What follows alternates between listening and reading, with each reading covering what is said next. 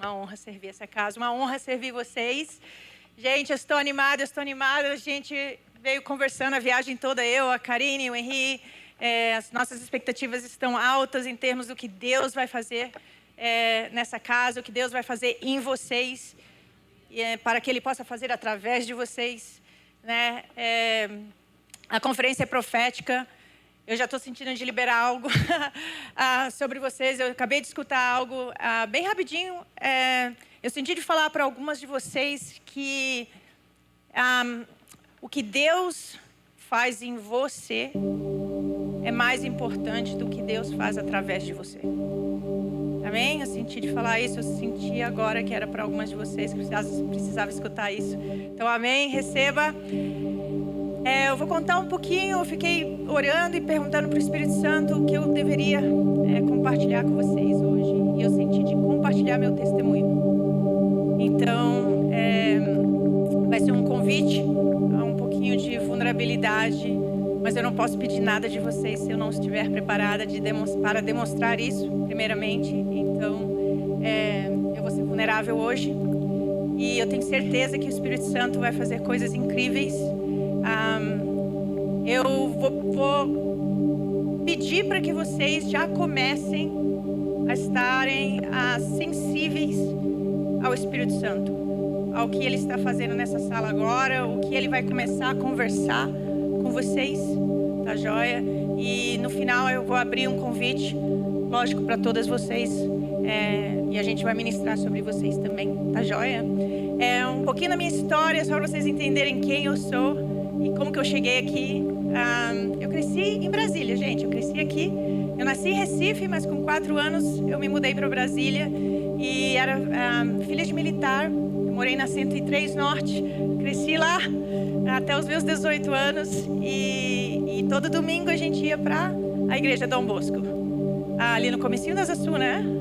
E aí todo domingo eu ia para lá. Escutava bastante de Deus, um pouquinho de Jesus, mas nada do Espírito Santo, e tá tudo bem. Apesar de que isso está mudando um pouco, mas eu era e sou obcecada pela cruz. E não em si pela cruz, mas pelo que aconteceu na cruz, pelo que Jesus, né, alcançou na cruz, né? E eu sentava desde pequenininha e eu ficava olhando, porque nas igrejas católicas você vê Jesus ali, né? E eu ficava sempre olhando, eu sempre ficava perguntando: Jesus, eu quero te conhecer, quem é você, né? E cresci dessa forma. Eu sempre tive muita exposição ao sobrenatural, sem entender o que era o sobrenatural. Eu era muito pequenininha, eu sempre escutei a voz de Deus. Hoje eu entendo que isso é um dom, apesar de que todos nós escutamos a voz de Deus. Mas eu sempre tive a capacidade de discernir quando era Ele, quando não era Ele. E por causa disso, eu vivi uma vida muito, muito profética, sem entender o que era profético, sem entender o que era profecia, certo? E eu lembro que quando eu era pequenininha, eu falava umas coisas muito loucas para minha mãe. Eu falava assim: mãe, aconteceu isso, isso, isso na nossa família. E ela virava para mim, assustada, né? E ela assim: filha, como é que você sabe disso? Eu falava: foi Deus que me falou. Ela não entendia nada, né? E fui crescendo dessa forma. E vivi aqui no Brasil até os meus 24 anos, então desculpa se o português estiver um pouquinho esquisito. De vez em quando vai sair umas palavras bem esquisitas, mas me perdoem, apesar de que melhorou bastante, gente. Morei 24 anos no Brasil, saí do Brasil, fui morar 1 ano e meio na Alemanha a trabalho, e depois eu fui para a Austrália e morei 24 anos na Austrália também. E então metade da minha vida, praticamente 24 anos no Brasil, 24 anos na Austrália, então meu coração é metade brasileiro, metade australiana. Tenho uma filha na Austrália, ela tem 24 anos também, esse ano vai completar 25. E quando eu completei 33 anos, eu já estava na Austrália, foi quando eu entreguei a minha vida para Jesus, completamente. E no decorrer dos anos, eu senti Deus me chamando para fazer uma escola de teologia, tipo um Bible College. E eu comecei a estudar liderança, ministério e tudo isso. E no meu último ano de Bible College, eu senti Deus me levando para fazer uma escola do sobrenatural em Sydney. E a única maneira que eu consigo explicar para vocês é assim: a ficha caiu, sabe assim? porque eu tinha tido tantas experiências quando criança e na minha adolescência que eu não conseguia explicar. Eu sempre sabia que existia algo a mais, mas eu não sabia o que era esse mais, sabe? E aí nessa escola do sobrenatural, eu não sabia que essa escola era afiliada à escola da Bethel Church, em Redding, Califórnia. E foi aí que eu comecei a ter acesso aos ensinamentos do pastor Bill Johnson, Chris Vallotton, Haley, Mark Brooks. Alguns de vocês podem ter, né, já ouvido falar deles. E aí eu senti Deus me chamando para ir para Redding para fazer a escola, né? E foi muito louco, porque quando eu comecei a ter acesso aos ensinamentos deles,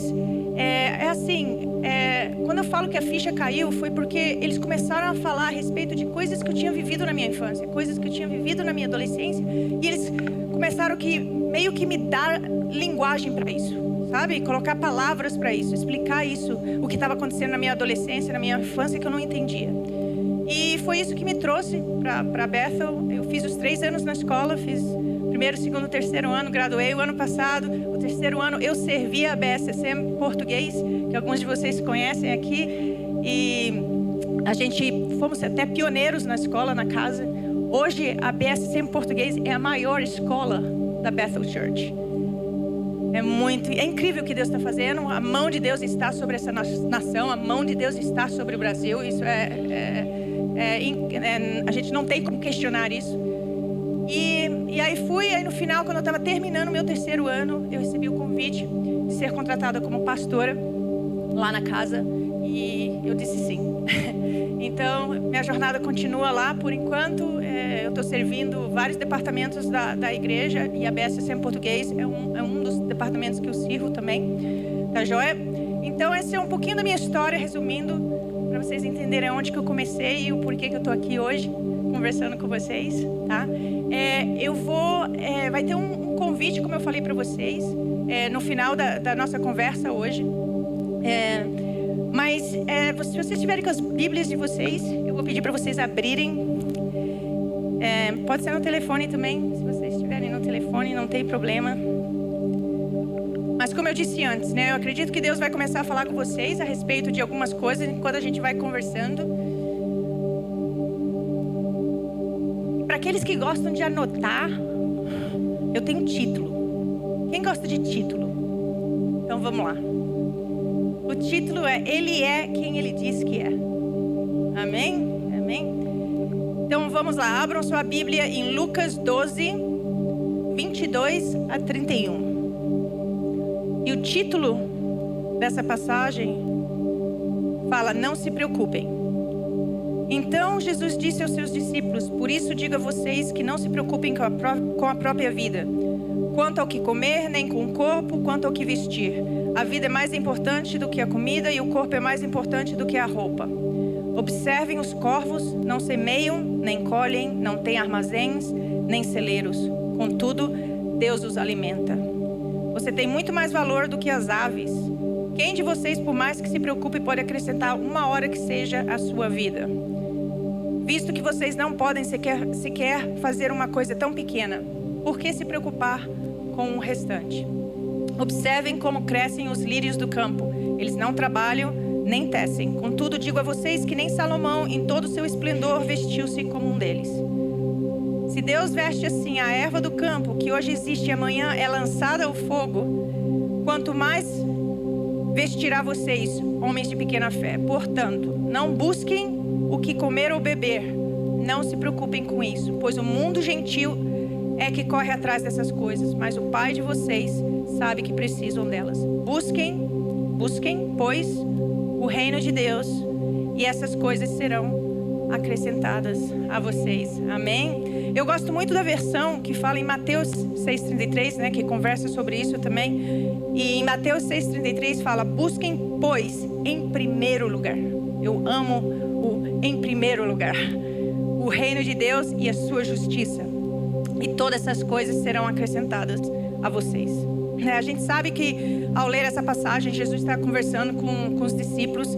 Eles estavam caminhando, né, em Jerusalém. Jesus já estava se preparando, né? Ele sabia que ele ia, então ele estava preparando os discípulos dele. E por isso eles o ensinavam como eles deveriam viver, né? e abordando vários aspectos da vida, falando sobre preocupações, medos, ansiedade, confiança, todas essas coisas, né? Prioridades, como ter suas necessidades atendidas, coisas que hoje nós também ainda estamos tendo que lidar com isso, certo? Ao longo de toda essa história, Deus convida o seu povo a confiar nele e em todas as coisas a fazer dele o quê? A sua prioridade, número 1. Tá? Eu acredito que esse convite que Jesus fez ao povo naquela época, esse convite existe pra gente hoje. Até hoje, tá aqui, pra gente, pra mim, pra você, pra todas nós. Amém? E eu vou compartilhar o convite que o Senhor me fez em 2019, na verdade, para destacar essa necessidade de entrega e a capacidade do Senhor de poder prover para mim. Eu vou contar, como eu disse antes, um pouquinho do meu testemunho, um pouquinho da minha história. E eu estava, como eu disse, fazendo o meu último ano de faculdade em teologia na Austrália, e eu senti que Deus queria me levar para Reading.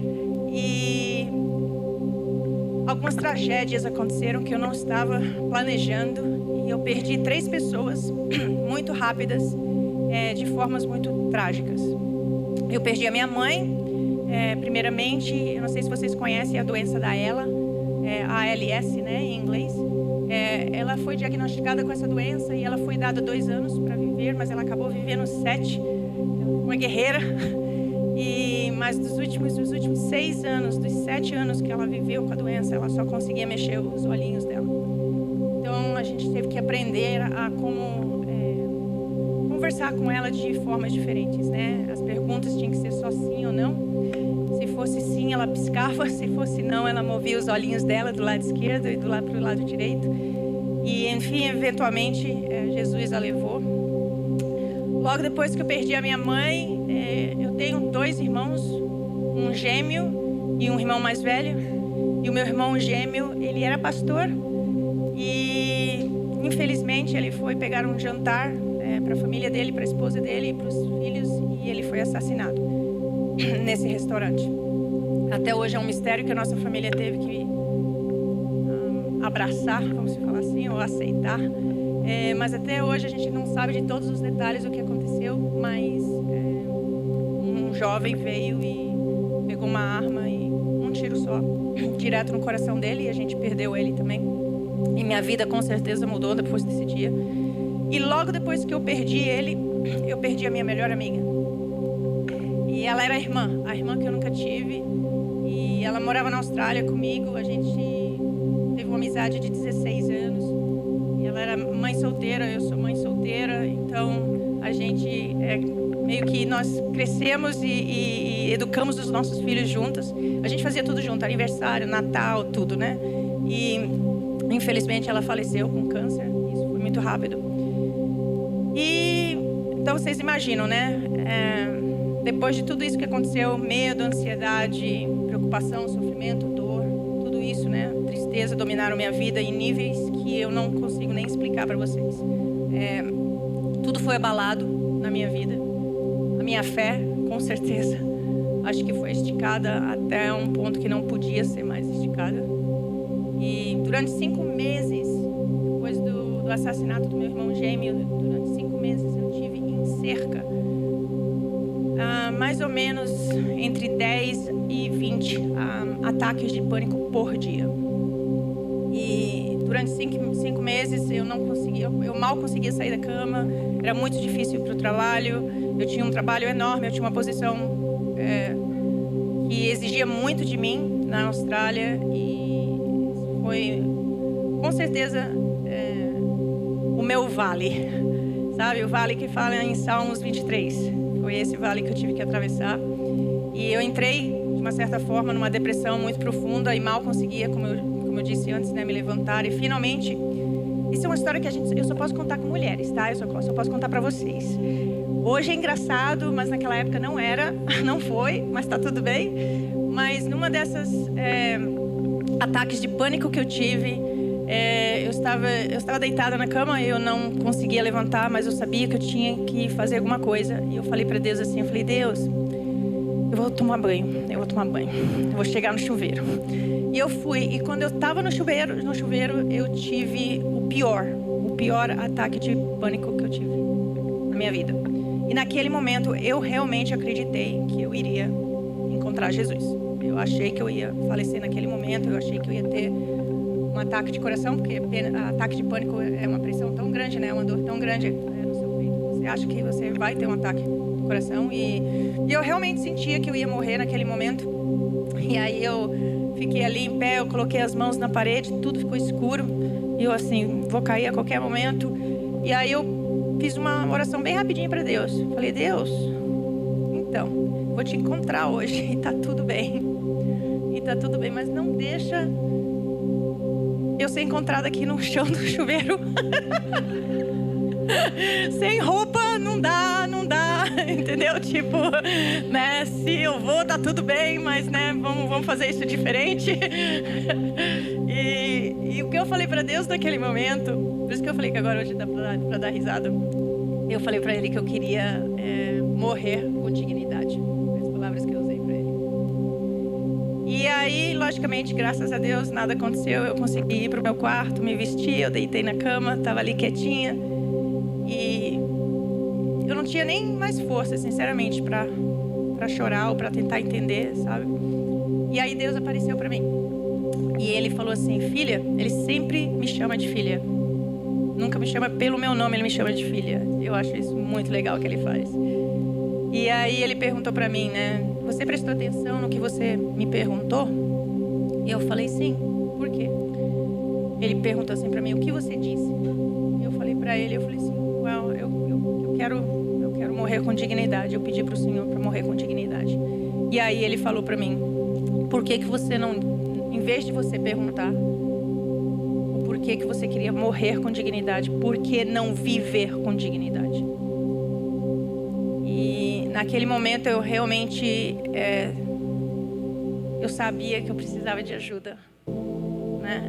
E aí eu liguei para os meus pastores na época e eu contei tudo para eles. E na hora eles falaram, a gente vai almoçar hoje juntos. E eu fui almoçar com eles. Isso é uma história para um outro dia, mas foi o que praticamente me levantou daquele lugar que eu estava, sabe? E durante esse tempo, esses 5 meses, eu não estava lendo a palavra, eu não estava lendo a Bíblia. Não porque eu não queria, mas porque meu irmão era pastor e muitas das nossas conversas eram sempre a respeito da Bíblia. E, né, então toda vez que eu olhava para a Bíblia, eu lembrava dele. E isso era muito doloroso, então eu evitei o máximo possível. Mas eu cheguei naquele momento, depois daquela conversa com meus pastores, eu senti que eu estava pronta e que eu deveria retornar à palavra do Senhor. E imediatamente Ele me deu Salmos 23. Eu acampei nesse salmo com Ele durante quase 3 anos. E especificamente Salmos 23, 5, que fala, né, preparas uma mesa. Em algumas versões, né, fala banquete, né, diante de mim, na presença dos meus inimigos, né? Ele prepara uma mesa pra gente. Já existe uma mesa preparada pra gente, amém? E ela é individual. Ele sabe exatamente que tipo de mesa, o que você quer naquela mesa, o que você precisa ter naquela mesa. E Ele já preparou essa mesa diante dos nossos inimigos. Então, o que eu decidi? Eu ia para o trabalho todos os dias e quando eu terminava de trabalhar, eu já estava com o meu carro tudo preparado, eu ia para a praia. É o meu lugar, é onde eu encontro Deus, é sempre na água. Tudo acontece na água comigo. E eu ia para a praia todos os dias e fiz isso assim, sem falhar, durante quase 6 semanas. E eu sentava na praia e eu visualizava aquela mesa que Ele preparou para mim, sabe? E eu sentava ali e eu começava a conversar com Ele. E eu tinha muitas perguntas que eu estava fazendo. Eu queria entender o porquê que o meu irmão tinha sido assassinado. Eu não entendia por que isso aconteceu com ele, por que ele não fez alguma coisa para proteger ele. E fui fazendo um monte de perguntas e durante 6 semanas ele não falava uma palavra para mim, nada. Foi assim, tratamento de silêncio total. Eu não entendia, eu continuava perguntando por que isso aconteceu e por que daquilo e nada. E depois de 6 semanas mais ou menos, eu acordei um dia de muito mau humor. E eu falei para Deus naquele dia, vai ser hoje que a gente vai ter uma conversa. Eu e a minha arrogância, né? Mas tá tudo bem. E eu comecei, eu trabalhei, fui pra praia aquele dia, fiz o que eu fazia todos os dias. Eu sentei visualizei a mesa, visualizei Jesus e eu perguntei, né, para ele, né? E comecei a falar por que ele estava me tratando daquela forma, né?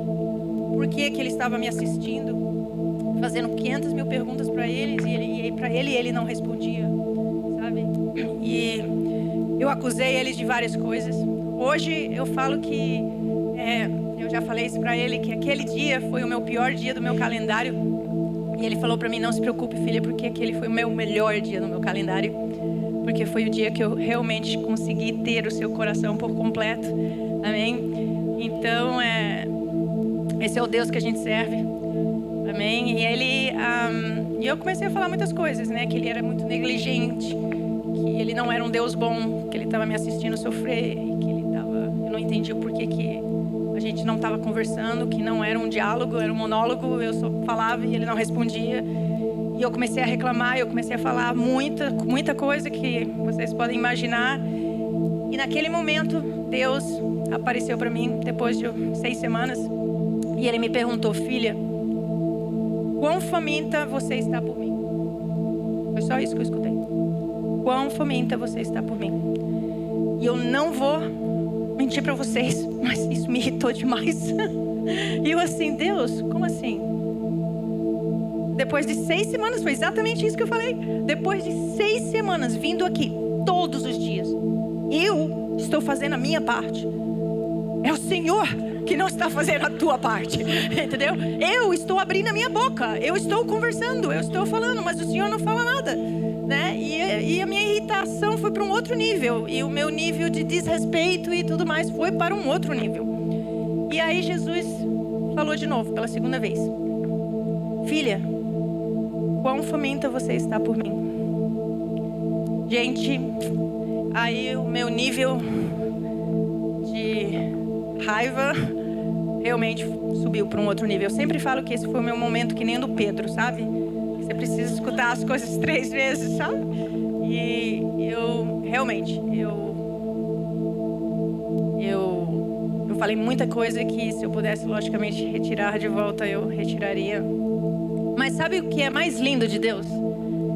É que quanto mais raiva eu tinha, quanto mais irritada eu estava, quanto mais eu desrespeitava Ele, mais carinhoso Ele era comigo, mais bondoso Ele era comigo. E eu sentia isso de uma forma tão tangível, é muito difícil de explicar, sabe?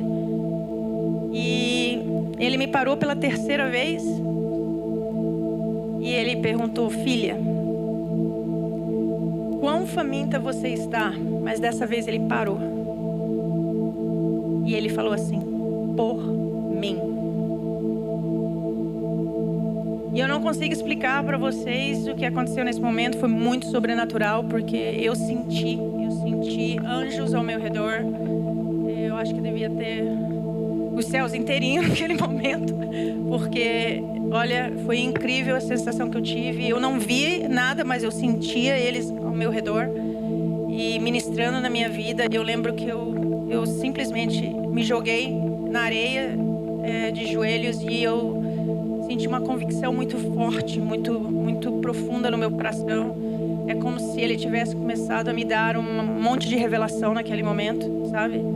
E aí, a primeira revelação que veio para mim foi que eu entendi que eu estava muito mais faminta pelas respostas das minhas perguntas do que eu estava por Ele.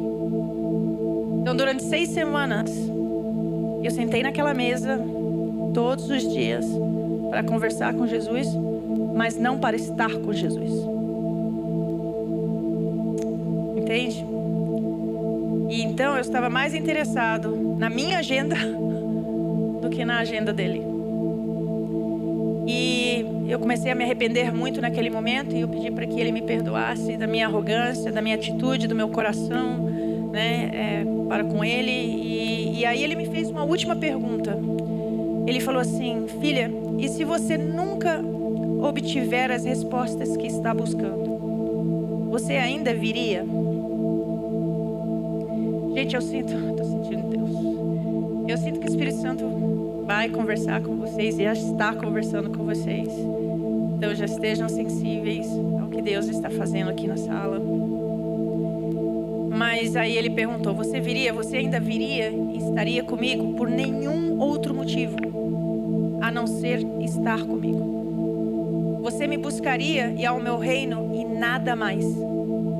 Pelo resto da sua vida, mesmo que nada que você tenha vivido aqui na terra faça sentido para você, você ainda viria? Você ainda gostaria, teria o desejo de sentar nessa mesa comigo?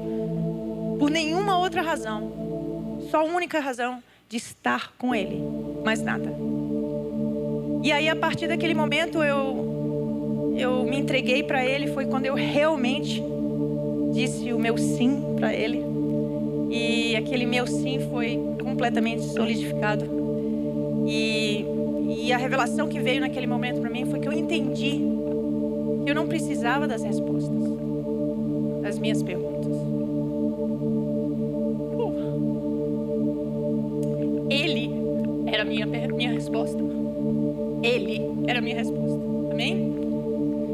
E ele começou a conversar comigo e ele falou assim para mim: filha, não vá atrás de cura.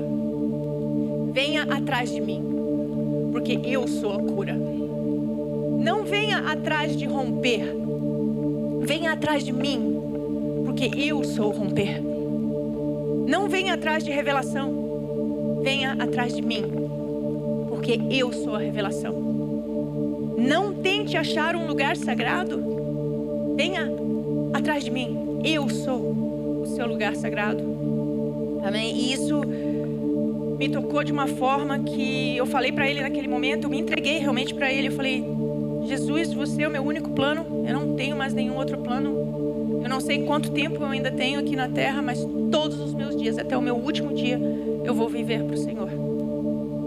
E o Senhor é o meu único plano. Eu não tenho, gente, plano B, C, D, não tenho. Eu tenho plano A. E o plano A é Jesus para mim. Ele se tornou realmente meu único plano. E eu acredito que muitos de vocês aqui podem até estar enfrentando situações, circunstâncias que vocês não entendem, vocês estão buscando respostas. Vocês não estão escutando nada, vocês não estão entendendo. Fazendo perguntas semelhantes ao que eu fiz, né? Quando a gente volta para a passagem, Deus me trouxe de volta para essa passagem, por isso que eu uso essa passagem quando eu prego a respeito do meu testemunho, e Ele me chamou a atenção em relação a essa parte que fala assim: os corvos não questionam, as aves não temem, os lírios são confiantes. Que irritante, né? Nossa, uau! Sem brincadeira, eles vivem assim, hoje, amanhã é amanhã. Eles se preocupam com amanhã, né? E como eu li mais cedo, né, em Lucas 12:30, o Pai sabe que todos nós temos necessidades, todos nós. Ele me encontrou em um momento onde eu estava com certeza na minha maior tristeza. Eu acho que eu nunca eu não consigo nem explicar para vocês a profundidade da tristeza que eu encontrava, sabe? Foi com certeza o meu maior sofrimento, o meu maior desespero, e Ele me encontrou ali, naquele momento, sabe? E eu lembro que quando eu estava com Ele, uma dessas vezes, Ele falou para mim, filha, você tem uma escolha a fazer. Eu não posso fazer essa escolha por você. Ninguém que está ao teu redor, que te ama, pode fazer essa escolha. Eu assim: escolha, Deus? Como assim escolha? Eu já escolhi o Senhor. Ele falou assim: sim, filha. Mas você vai ter que decidir o que você vai fazer com o seu sofrimento e com a sua dor. Essa é uma decisão que cabe a você. Ou você escolhe e decide fazer com que o seu sofrimento e a sua dor venha a te servir, ou você vai servir a eles. E naquele momento eu falei para Jesus, eu falei: não. O meu sofrimento, a minha dor vai ter um propósito, e vai ter um propósito para o Senhor, para o teu reino. Então eles vão me servir. Eu não vou servir a dor, eu não vou servir ao meu sofrimento. Amém? E Paulo, ele fala sobre isso né, dos ensinamentos de Jesus em Lucas, que podemos permanecer confiantes nele, sabemos quem ele é, que o caráter dele nunca muda, né? As promessas dele são fundamentadas no caráter dele, e ele é quem ele fala que ele é. Amém? E eu queria trazer para vocês agora, eu vou pedir para vocês fecharem os olhinhos de vocês. E para vocês perguntarem para o Espírito Santo nesse momento: o que o Senhor está destacando para você nesse momento? Que Ele está pedindo para você buscar primeiro.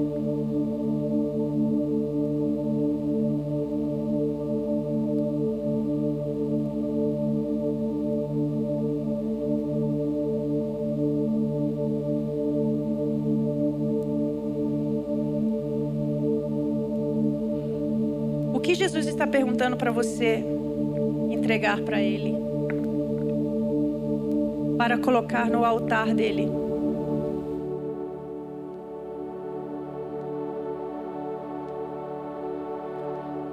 O que Ele está pedindo para você colocar no altar dele e confiar nele? Mesmo que você não tenha nenhuma resposta, nenhum entendimento.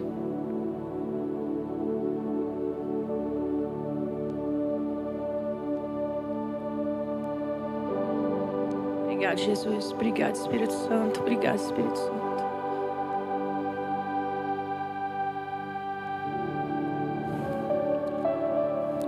Tudo que acontece nas nossas vidas, sim, são para nós, mas não é só a respeito de nós. Obrigado, Jesus. Eu vou convidar vocês agora, continue com os olhos fechados, conversando com seu melhor amigo.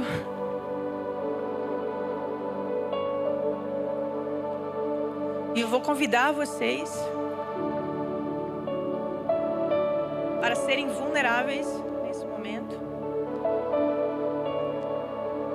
E se vocês já escutaram alguma coisa do Espírito Santo, e se algum de vocês já estão preparadas para colocar o que Ele revelou para você, o que Ele tem mostrado para você nesse momento, aqui no altar,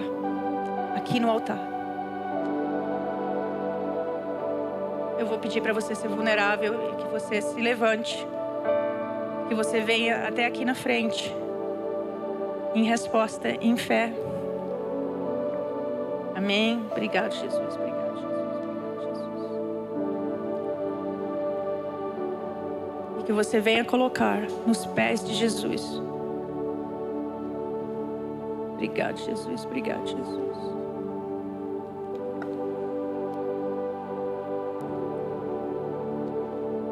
Não se preocupe com quem está na sua esquerda, com quem está na sua direita. Você está fazendo business com Jesus nesse momento.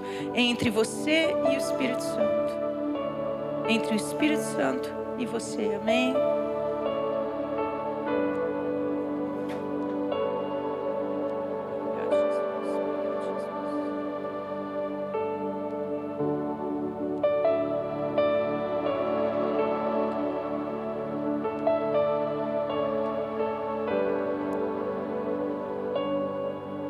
Senhor, obrigado, Senhor, obrigado, Senhor.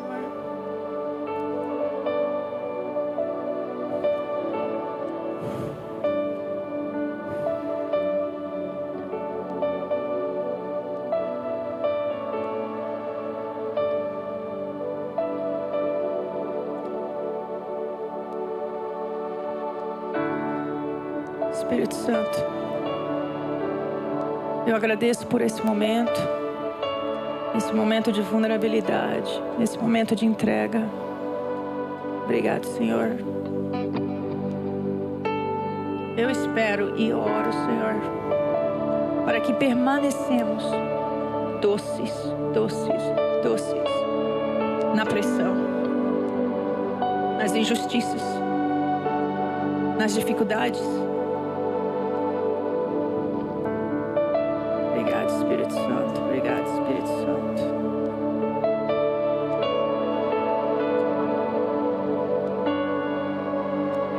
Eu peço que, Jesus, que o Senhor trabalhe nos nossos corações agora. E que, independentemente das circunstâncias, nos ajude, Senhor, a nos tornarmos pessoas, filhas, que não importa as circunstâncias, amém? Que a gente sempre vai refletir a bondade de Deus, que a gente sempre vai refletir a lealdade de Deus, a fidelidade de Deus. Obrigado, Jesus.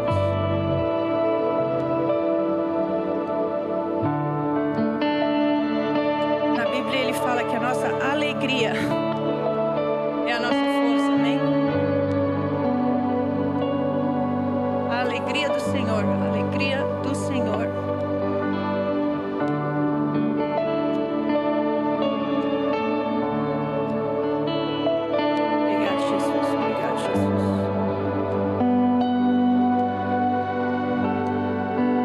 Obrigado, Senhor, por todos os anjos, Senhor, que o Senhor já preparou, já comissionou nesse momento,